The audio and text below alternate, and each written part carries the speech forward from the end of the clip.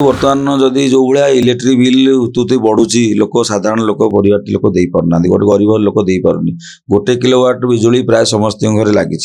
ये जो सूर्यघर योजना प्रधानमंत्री सूर्यघर योजना आसी बहुत सुंदर योजना जोटा कि आउ इलेक्ट्रिक बिल दबा को पड़ोनी। मु केदारेश्वर पृष्टि सरपंच बाजपुर ग्राम पंचायत। प्रधानमंत्री सूर्यघर जो योजना आसी लोक लाभदायक देखु ये योजना विषय तो मुझे जान नी एवं आपंठू जाना पाइली तापर मु टीवी रे भी आडभर्टाइजमेंट देखुली सोशल मीडिया बर्तमान प्रचार प्रसार चली बहुत सुंदर योजना आपड़ देखु बर्तमान जदि जो भाया इलेक्ट्रिक बिल उतुते बढ़ुची लोक साधारण लोक परिवार लोक दे पारना गोटे गरीब लोक दे पारुनी गोटे किलोवाट बिजुली प्राय समस्त घरे लगी ये जो सूर्यघर योजना प्रधानमंत्री सूर्यघर योजना आसी बहुत सुंदर योजना जोटा कि आउ इलेक्ट्रिक बिल दबा को पड़ोनी जोटा आपड़ कहते से मासिक मात्र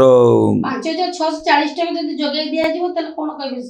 बहुत सुंदर कारण यहाँ 5640 टका जीवन थे इन्वेस्ट करा पड़ो तेणु आम साधारण लोक जो बुझेवा जदि से थे जदि इन्वेस्ट कर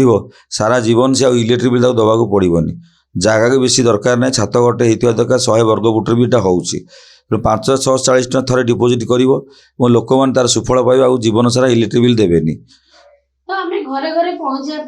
अधिक केमती लोक मैंने सदुपयोग नहीं पारे और लाभवान हो पारे से कौन करवा देखु आम तो सोशल मीडिया हो लोक मोबाइल देखुंत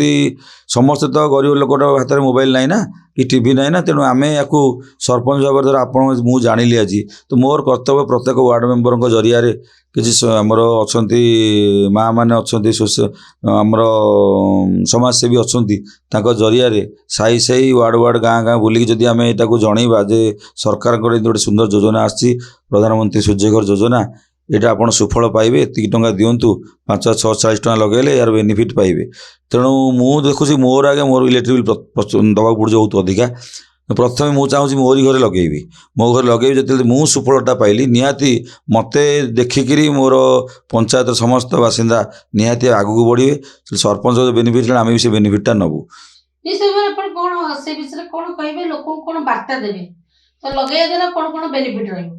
देखु प्रथम बेनिफिट है प्रत्येक मसरे दबा पड़ोनी 500 600 700 800 टका पूरा जीरो देवे कारण सोलार हो गला सूर्य किरण से सोलारटा पाइले केवल 6000 टंका प्रथम लगे खर्चटा दबा को पड़ुची आ सारा जीवन तो दबा पड़ानी ये बड़ बेनिफिट पाइले सी आ कौन देवे।